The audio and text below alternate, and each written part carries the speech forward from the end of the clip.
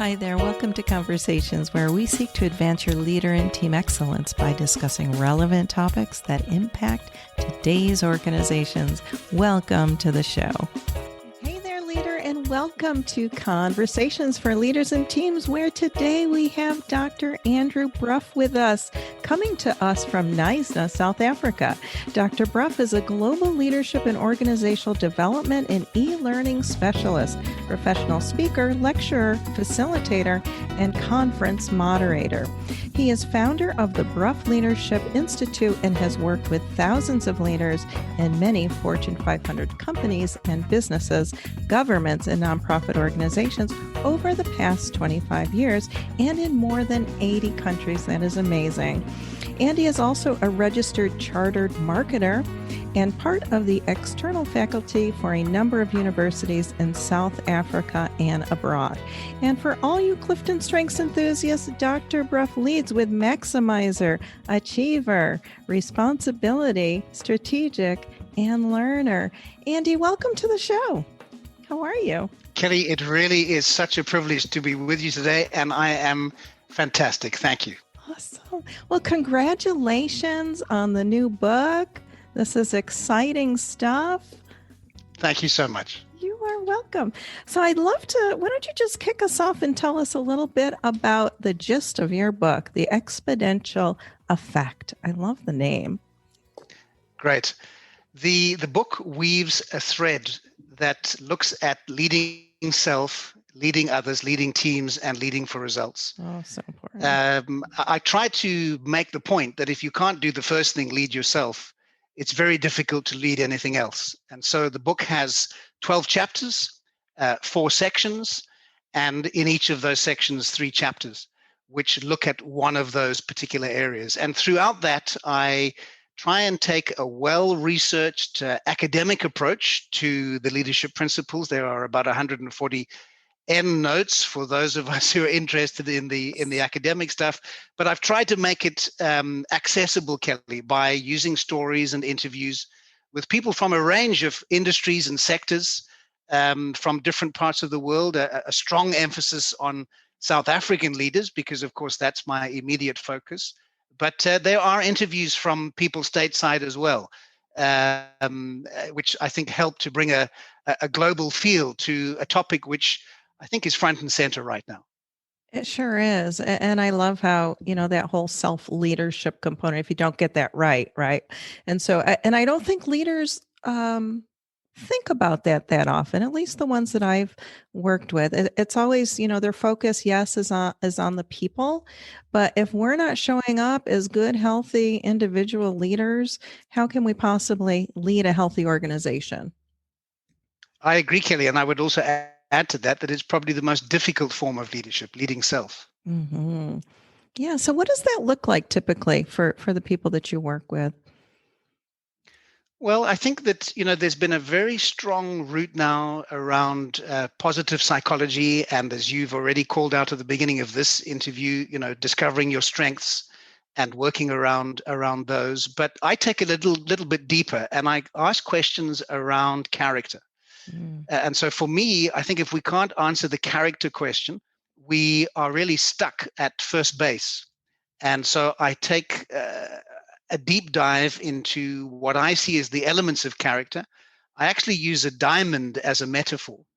And just as a diamond has facets and is really evaluated in terms of the cut of the diamond and the color of the diamond and the clarity, so I think our character has different facets. And so I take the reader on a journey of self-examination around 4 elements of character. And what are those 4 elements of character? So I look at character from the basis, first of all, of identity. Mm-hmm. And I get the leader to ask questions around who am I? Who am I trying to be? I think many of us will struggle with the challenges of trying to be somebody that we're not, of the imposter syndrome, yes, of comparison. And so I think leaders have to be secure in their own identity first. And as a Christian, I make the point very early on in that first chapter that my identity is rooted in how I see myself as a child of God and as a Christ follower. But I think for any reader, they have to come to that question and navigate that question of identity. I also think character is about integrity, but integrity is a difficult one, Kelly, because as I began to study integrity, we've often said that integrity is about just doing what you say you will do. But, there have been some leaders who throughout history did that, and they weren't very good leaders. They were mass murderers. They were people who led genocides. Mm-hmm. So if integrity is just doing what you say you will do, I think we're missing something. And so the moral element of integrity and tying that back to, values and transcendence and humanity, for me is very important. So a question of integrity with a moral rudder would be important. I also talk about character as intent. So what is your intent? What is your agenda? Often leadership, if leadership is influence, where's that line between positive ethical influence and manipulation? That's a if biggie I'm leading, right there. if I'm only leading for my own self-gain, then I think it becomes very one-sided. And then I also talk about character as insight. And insight is about, first of all, self-awareness, emotional intelligence. It's about social awareness, so your ability to have insight and empathy and understanding and care for others. But I also think it's about situational awareness, that ability to scan, to look forward, to recognize that the future is not one, but many, and that there is, in fact, not just a probable future for a leader, but also a preferred future. And that you can change the direction or the course on which you're going and that of your followers by using your insight to anticipate whatever may be coming in the other direction and then tracking a different course if necessary. So at the end of that first chapter, I asked the reader to evaluate how they see themselves in terms of character and really think about it in terms of those facets. And I do like that about your book. Your book is set up really nice. I'll just say Thank that. Even though I haven't read it, I flipped through and I had a feel of how it's going to be. And so I really like those questions that you pose, within the pages, as well as the stories, how you have that set up. So it looks like it's going to be a good read. Thanks, Kelly. You're welcome. So if we were to take the individual leader and we're working on them, their character, how would that relay then into, let's just go to a team? How would Right. you see that? So if we jump from the first part of the book, which is leading self, I do character, purpose, and resilience. And then I go to the second part, which is leading others. So now we look at trust and we look at communication and we look at influence. And then I go to teams. And you could argue that these are artificial separations because everything I've talked about in leading self would apply to leading others and everything there would apply to leading teams. But I think the team one is interesting, and it's particularly interesting now, Kelly, as organizations are having to navigate this world of work, which is underpinned by a separation of geography and culture and even time zones. Sure. So there, I think the team question is around alignment, alignment around what I call a single unifying aim. And is everybody in the team able to articulate that clearly as a common purpose? The second thing I think is it's about conflict management. And here I make the point that conflict traditionally gets a pretty bad rap, I think. And what I talk about is this idea of creative abrasion, that some of the best teams are teams where they have deep and difficult conversations. But out of that, because they have an ability to reframe conflict as a positive, they use that to spur the team on to achieve a goal that they wouldn't necessarily achieve on their own. And that then segues into the third part of the team section, which is collaboration. And I think in this new world of work, the ability to work across process and function, across project and managerial office, and to be able to navigate multiple stakeholders, particularly where you're working with people who are not necessarily your direct reports, who you don't see around the water cooler that you might have, in a co-located team. All of that now becomes, I think, really critical in the team dynamic of a post-lockdown world. Yeah, it sure does. And when I think about the times that we're in, and you mentioned conflict, I imagine that conflict has just kind of elevated itself. Depending on the situation during these times. But I like how you said, and I am in agreement with that, about how conflict could actually position us forward, right? We can learn and grow from each other. We can have that creative abrasion. I love that. In order for us to yes, be on a team, yes, have a common purpose, and really be able to leverage that conflict, that abrasion, so we can move forward as a team together. Kelly, what's really interesting is as we saw lockdown happen around the world, there were many companies I was working with, probably like you in your consultancy, who've been geared for this kind of work for the last 10, 12 years. It wasn't new to them. But there were others who suddenly sent people home, told them to work out of their kitchen or their dining room or their second bedroom if they had one. And I had leaders saying to me, my own leader hasn't spoken a word to me. I've got no feedback. There's no support. I have others saying, I've been told to sit in front of my webcam with the Zoom on from 8 till 5 because they want to know what I'm up to. And so we had this range of responses from a team dynamic as to how do you build trust virtually? And some of the traditional thinking that we've had around the stages of team dynamics actually don't work. When you and I come into a meeting like this, even though we've never met face to face, I have to come in assuming positive intent. I have to come in giving you my trust from the beginning, thinking, well, Kelly's not out to get me. Kelly's here to support me. We both want a good podcast here. If I'm trying to go through the storming, forming phases, we just don't have the luxury or the time for that. So I come into a virtual context, assuming positive intent, building swift trust. Does make me more vulnerable, but I think in the long term, you get much better results when you do that, rather than trying to track a very long arc to get the team to that place of cohesion that you may well have in a more traditional co-located environment, if that makes sense. Yeah, it sure does. It sure does. Because teams are really close to my heart. I love reading and learning about teams and how they operate. And it goes back to, in the beginning, how you said about, the differences in people, and teams are made up of human beings, different thoughts, different strategies on how to approach things, different personalities, different talents, different gifts. And so it is imperative that we do reach that collaboration. But I think that collaboration is just a piece of that puzzle, and that trust component, like Lencioni's, model with the triangle and, on the bottom.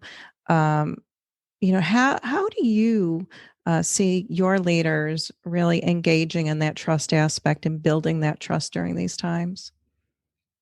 It's a great question, Kelly, and I think many of them are stuck.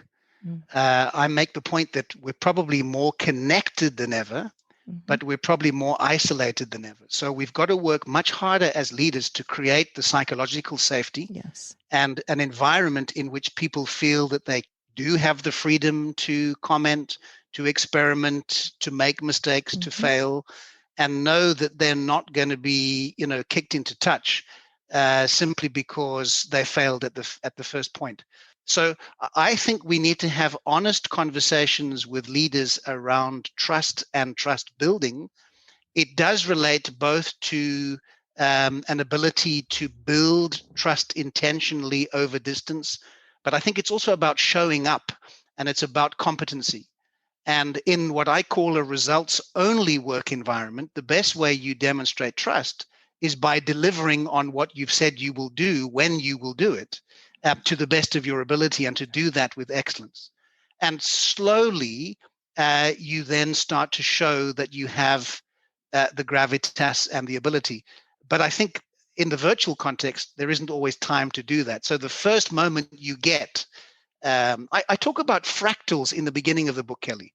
This idea that if you think about an organization that is self-replicating, fractals are self-replicating shapes. That just means that when you zoom in on that fractal, you get the same pattern recurring over and over again. So if you want trust in your organization, you need to show that at the team level. And if you want that at the team level, you need to show that at the interpersonal level. Right. And if you want to be showing that at the interpersonal level, you need to demonstrate that individually. And I think now you start to get that replicating factor over and over again at multiple levels.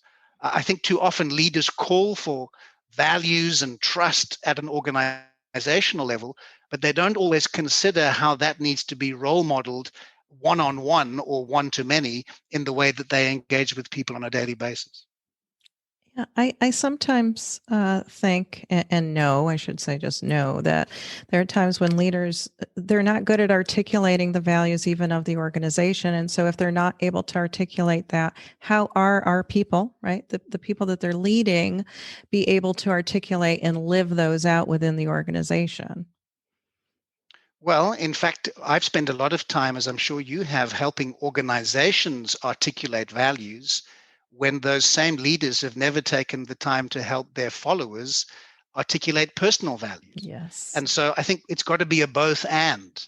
And I make the point in the book that you can't expect somebody to be a brand ambassador if they're not clear about their own personal values. So helping people discover those and then looking for ways that they can align who they are and give expression to that through the organization is much better than doing a top-down imposition of this is what we stand for, now you need to shape up or ship out. Yeah. Yeah. Too often I feel that leaders aren't painting their people into the picture of the organization. And then on the other hand, people need to give themselves permission to look and work for organizations where their personal values can align. And I think too many times we're just looking for a position and not necessarily what does this organization stand for? Why would I want to go work for this organization? And really ask those questions of, the individual leader. And I think, Kelly, not only are they often just looking for a position, but they're looking for a position of seniority. Mm-hmm. And I would argue that in the new world of work, as organizations are much more matrixed, that they will be flatter, that the levels of decision making will be much fewer. And not all of us are going to occupy the corner office. In fact, many of us may never have direct reports. And in fact, many of the stakeholders who we need to engage with really have no reason to follow us or listen to us because we have no formal authority. But that doesn't mean we can't lead. And in fact, this ability to influence without authority, I think, is going to be an even bigger factor in this new world of work. So understanding where you drive your influence from outside of position, I think, is going to be critical. Yeah. And I love that about, influencing without authority, because just demonstrating your values and, your commitment to the workplace, I think, is crucial and can say a lot about a person and a leader looking at you, regardless of if you have a title or not. And I am of that same mindset that, we are called to lead regardless of if we're in that corner office or not. And that corner office does have a lot of headaches anyway. Sure. That's even if you have an office anymore, Kelly, right? They might have left the building and the working from your home. Bedroom. That is the life in which we are leading right now, living and leading. It's really an interesting time, and really seeing how leaders are showing up or not showing up. Like you said in the beginning, there's ones that want you to have the webcam on, for your 8-hour shift, instead of building that trust and allowing your people to get the work done that they need to. That would drive me absolutely nuts. I actually saw something this week that I wanted to share with you, which is not in the book, but I just thought it's such a brilliant example of what we're talking about. There's a Norwegian telecom company who are called Telenor, Telenor, and their CEO is the guy called Sigve Brekke. And he says the key to working in a remote environment is to have a philosophy of what he calls tight, loose, tight. So tight is be very clear about your expectations, be absolutely specific about what you want, and then be loose. Give the person the freedom to go and do what they need to, when they need to do it, how they need to do it, and then be tight again in terms of holding them accountable to the output and the result. I think that's brilliant. Good. Tight, That loose, is brilliant. tight. Yes, I do like that a lot. I like that a lot. That's one thing Craig Rochelle talks about is, delegating authority. And when we delegate authority to people, we're saying that I trust you. Right. And that Exactly. when I first heard that, I'm like, okay, that makes so much sense. How many times have I been delegating tasks and not authority? And the importance of creating that trust by just saying, here you go. This is, I trust you to get this done. And I think during times of crisis, too many times it's tight all the time and not, Right. having that Yeah. flexibility, like you said. So one of the things I do, Kelly, in part 4, when we get to leading for results, is I talk about execution, and we can have a discussion around that. But I also talk about accountability, because I do think delegation, we've got to be clear, what are we delegating here? So the fact that you delegate something to me, you delegate responsibility, Yes. but the accountability still rests with you for the result as my leader. And I think very often we don't understand that responsibility can be delegated, but accountability cannot. Yes. And so it's critical that I can take accountability for what I do, but you can't delegate that to me. And I think very often leaders make the mistake that, well, because I've delegated to somebody else and they did or didn't do it, it's no longer my problem. Whereas, as one of your previous presidents said, the buck stops here. That understanding of accountability, I think, is something that we've got to revisit, particularly in this new way of working. Right. And for teams, if we went back to teams for a moment, and for teams to hold themselves accountable too, Right. within that team dynamic, it's not just if there's a team leader, it's like, hey, let's hold each other accountable. We are a team. If you have that common purpose, you need to have that mutual accountability as well. And so again, in that team section, I provide leaders with a set of questions that they can ask around alignment and accountability, and really ensuring that we are on the same page. Too often when I work with teams and I ask individuals in the team, what is the purpose of this team?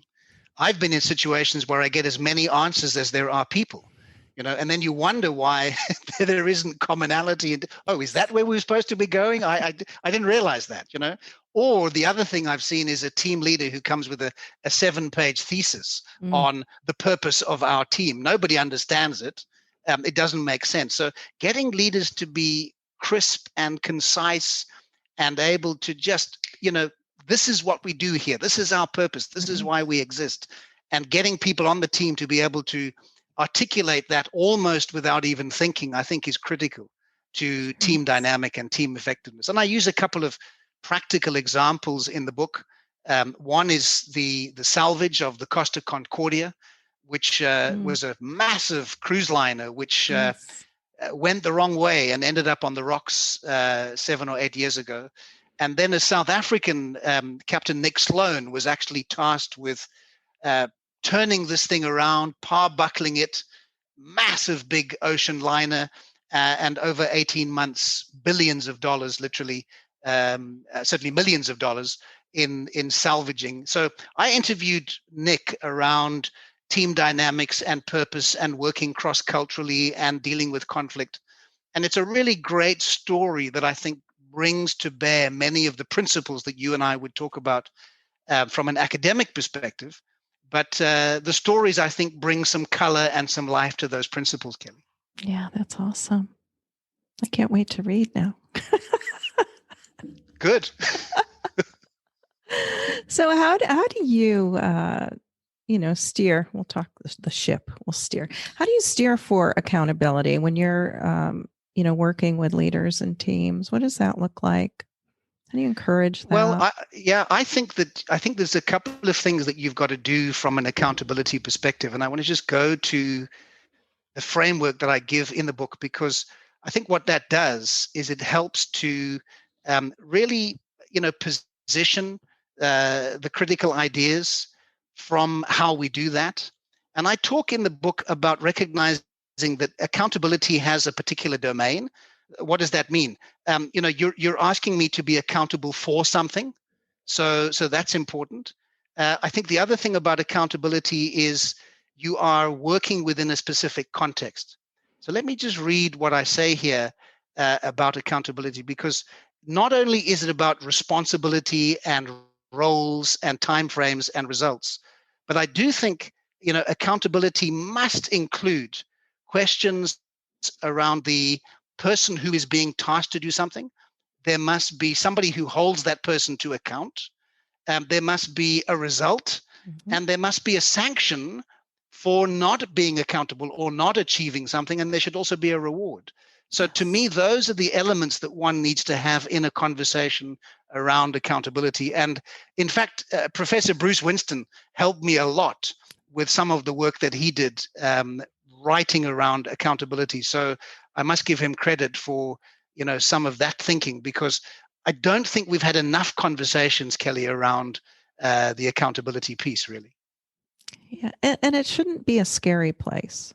No, I feel that when I've been not. held accountable, and I'm thinking of some coaching conversations with me having a coach, because every great coach has a coach, and really being held accountable to some of the things on my action plan is when I really produced and when I performed best.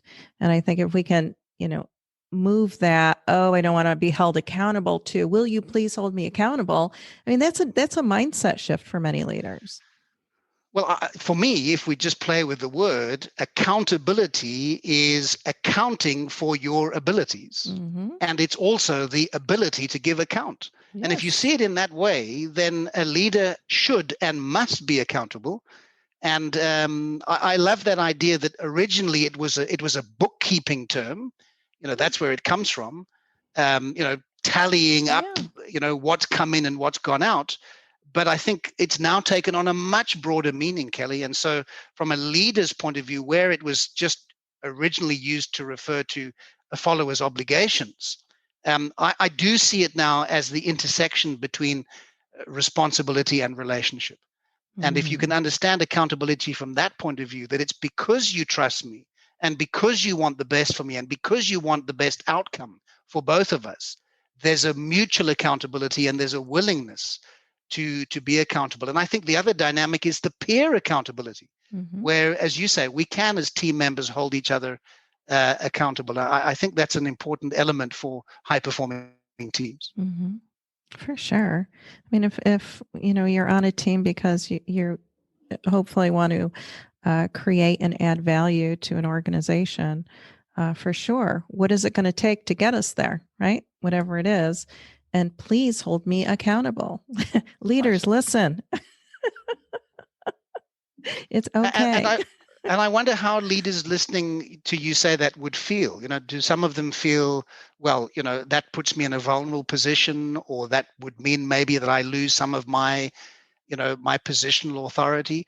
I would say no to both of those questions. I think, in fact, it makes you a much stronger leader when you're willing to make that point, of I desire to be held accountable. Yeah, and that vulnerability piece is, I think leaders too often shy away from that. And so let's embrace vulnerability and see exactly how your people are going to accept that and see that. I think that it's when leaders do show that vulnerability, for me, it's like, I want to know more about that. It's showing that authentic person in front of me, whether it's, like this or on a phone call or in an email, and just being able to embrace that vulnerability, I think is crucial. And I do talk about that in the trust piece, Kelly. I say that it's not just enough to be clear about what you want. You can build trust, but if you can build vulnerability, now you are revealing something of yourself. You are bringing people into your confidence. And that is, I think, for some people, a scary place. Sure it is. And sometimes we ourselves don't want to go there because we're afraid of what we might see. When we're comfortable in the early parts of the identity and the purpose, then I think the vulnerability is easier because we've answered some of those earlier questions. Now, we may need to revisit them very regularly, as we do as leaders, and that's why coaching is so helpful. But I think if you've got that, I don't want to say taped, because do we ever have it taped? I'm not sure. But if we're growing in the character piece, then I think the vulnerability piece is that much easier. Would you agree? I would agree. And especially if you've established that psychological safety that you talked about, which is so important for people to be able to come and not fear retaliation for the things that they say. I think that that's a crucial part of it. Vulnerability, psychological safety, hand in hand right there. Absolutely. Yeah. Is there anything in your research that you found surprising as you were writing your book? Well, that's a really interesting one, Kelly. And I realized that final chapter on celebration, while it was probably the most joyous chapter to write, it was also the most difficult, in that I don't think, and I'm making a sweeping generalization here, so forgive me, but I don't think as leaders we always spend enough time celebrating people. Thank you. And celebrating people before we celebrate success. So I want to celebrate the person before the job. I want to celebrate the individual before the team. And I want to celebrate the team before the outcome. I think we can be so task-orientated, particularly in our Western culture, that we lose sight of the fact that it's people that make this happen. And we need to celebrate that. And so one of my maybe not surprises, but one of my observations is that the celebration piece, I think, needs to be really expanded and explored, and a lot more research needs to be done on the power of celebration. As I was writing it, Kelly, we were about 100 days into our first lockdown. The COVID infection rate was climbing, as it is again now. We were seeing lots of bad news. And I felt a little bit disjointed that now I'm writing this celebration piece in the midst of the chaos. And yet I really felt that as a leader, you have to look for every opportunity to celebrate. Yes. And sometimes that could mean celebrating in the midst of failure. It could mean celebrating in the midst of pain. It could mean, and I say this carefully, even celebrating in the midst of loss. Yes. And I have a personal example in that final chapter of my own father-in-law when he passed away. And I actually shared something of the eulogy that I wrote, where I said, Dad would have wanted us to celebrate. He would have wanted us to honor his life and the example of who he was. Yes, we mourn him, and yes, we grieve, but even in that pain, we can celebrate.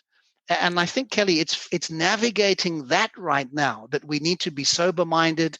We need to be sensitive. We need to understand that we're going through a global pandemic of scales that we've not seen before. But that doesn't mean, sensitively, that we can't find opportunities to celebrate leadership success. Leaders, I hope your ears are perked up. Oh, Andy, I think that's awesome. I too agree with you there that we don't celebrate enough, and it does start with our people. And we can have the greatest organization outcomes in the world, but it's only because you have great people who are showing up front and center every day for you to create that. And so you're right. How are we knowing our people? Right. And really investing in that interpersonal relationship piece that we need to do as individuals for that self-leadership, but we also need to understand our people and their uniqueness and how to communicate with them and celebrate and what matters to our people. I mean, so many leaders do not know what matters to your people. And the only way that you're going to understand what matters to your people and who they are is to have conversation with them. And ultimately, as leaders, we get what we celebrate, right? So if we focus on the things we really want, then that's where people will give their attention. So I think that's food for thought. Yes. Oh, well, what else? What else is in your book that you'd like to talk about today?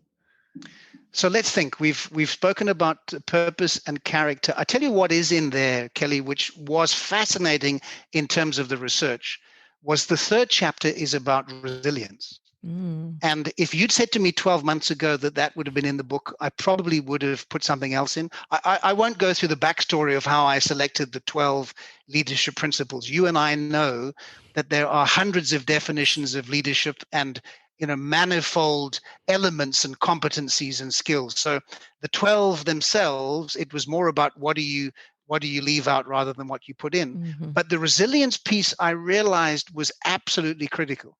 And here's the thing that I'd love to share with you about the resilience research, if I may. Resilience is not just about bending and not breaking, as we've often thought about in the past.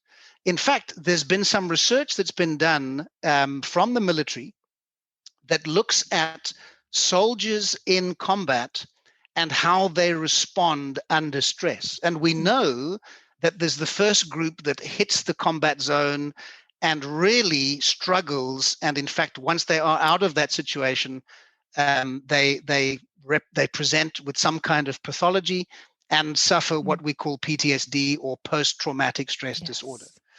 There's a second group which seems almost invulnerable and just kind of pushes through and gets to the end, and they have the grit and kind of, soldier on, to use a phrase. But there's another group, Kelly, which I think is the interesting group.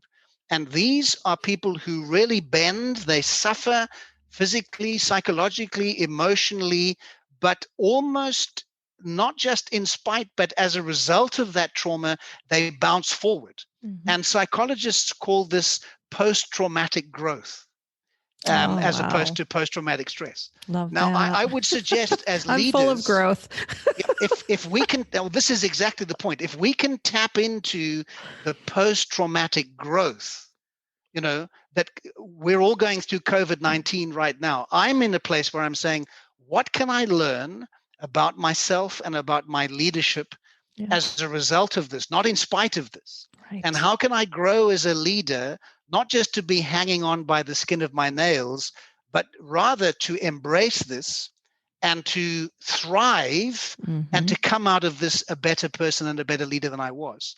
And so I do a bit of psychology there on, the sphere of concern versus the sphere of influence, the sense of coherence, that resilience helps when something is more understood or more manageable, or I recognize what I need to let go of, or what I need to take responsibility for.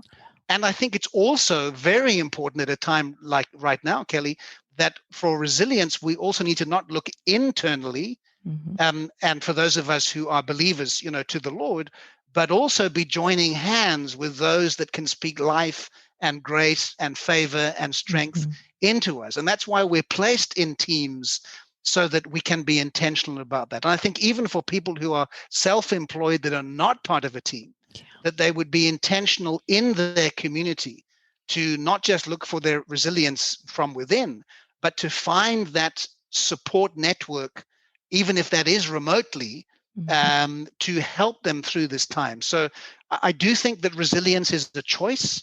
And I think some of us are doing better at the resilience piece than others. But I'm fascinated as a leader, Kelly, to ask, how can I tap into the post-traumatic growth rather than the post-traumatic stress?